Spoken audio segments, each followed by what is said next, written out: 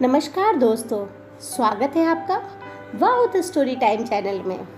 आज हम आपको रानी चुड़ाला और राजा शिकीध्वज की कहानी सुनाने जा रहे हैं। रानी चुड़ाला और राजा शिकीध्वज एक दूसरे को बहुत प्यार करते थे। कई साल सब सुखों का भोग करने के पश्चात विवेक उत्पन्न हुआ कि अब शरीर कमज़ोर होता जा रहा है, पर हृदय में तृप्ति या शांति नहीं है।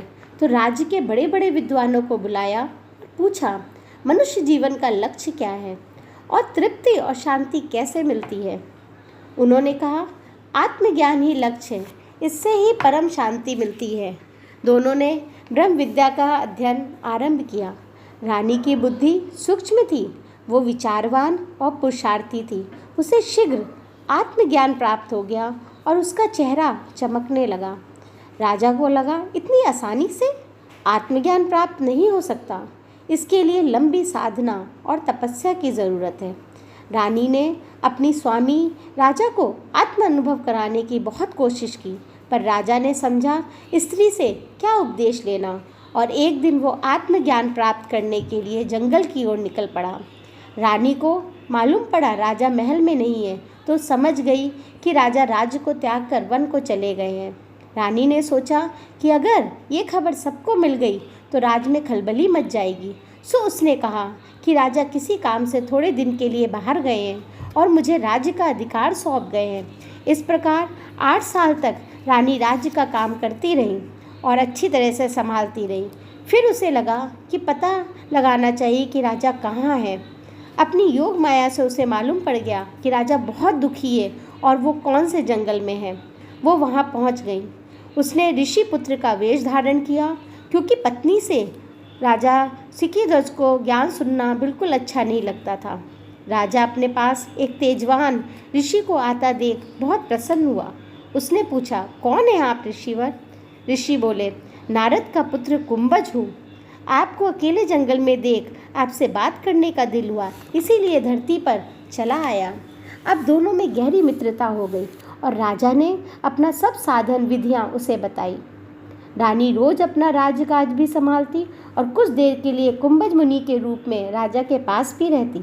एक बार राजा ने गहरा तप किया, पर शांति ना आई, और तब उन्होंने सोचा, क्यों ना मैं अग्नि में अपने शरीर को जलाकर अब मुक्ति को प्राप्त हो जाऊं। तब कुंभज मुनि ने उन्हें समझाया कि शरीर के नाश से मनुष्य मुक्त नहीं होता, वासना अनुसार फिर से जन्म तैयार होता है, पर देह अध्यास का त्याग ही असली त्याग है। इस प्रकार धीरे धीरे राजा आत्मा के ज्ञान में स्थित हो गए। अब कुंभज मुनि ने परीक्षा ली कि राजा को कुछ भी भासता है या नहीं। वो बोले, श्रापवश रात को मैं स्त्री हो जाता हूँ और आपके साथ भोग करना चाहता हूँ। राजा ने कहा, तुम्हारी खुशी। रात में वो स्त्री बन जाती थी। उन्होंने आपस में विवाह कर लिया। रानी ने देखा सब भोगों के बीच भी राजा न्यारा रहता है। उसने फिर परीक्षा ली। एक बार राजा नहाने गए तो अपनी योग माया के बल से एक राजकुमार बनाया, जिसके साथ प्रेम व्यवहार करने लगी। राजा ने देखा पर कुछ नहीं बोले। बस उसके बाद वो उनके साथ प्रेम व्यवहार नहीं करता था। बोला, तुम मेरे मित्र हो और हमेशा रहोगे। राजा का हर स्थिति में समभाव देख रानी ने अपनी असली स्वभाव, असली वेश रानी चुड़ाला का स्वरूप दिखाया। राजा दंग रह गया। वो बहुत खुश हुआ और अपने उपकार को प्रकट किया। फिर वो अपनी राजधानी लौट आया और जीवन मुक्त रहते हुए बहुत दिन तक राज्य किया। स्त्रियों को धर्मपत्नी भी कहा जाता है। उन्होंने बहुत बार पति को संसार सागर से पार करने में मदद की है। इसीलिए जो पत्नी पति को धर्म के रास्ते पे चलाए उसे धर्म पत्नी कहते हैं। अगर आपको ये चैनल पसंद आया तो आप इसे ज़्यादा से ज़्यादा लोगों तक शेयर कीजिएगा और अपने सुझाव को कमेंट बॉक्स में लिखकर बताइएगा। धन्यवाद।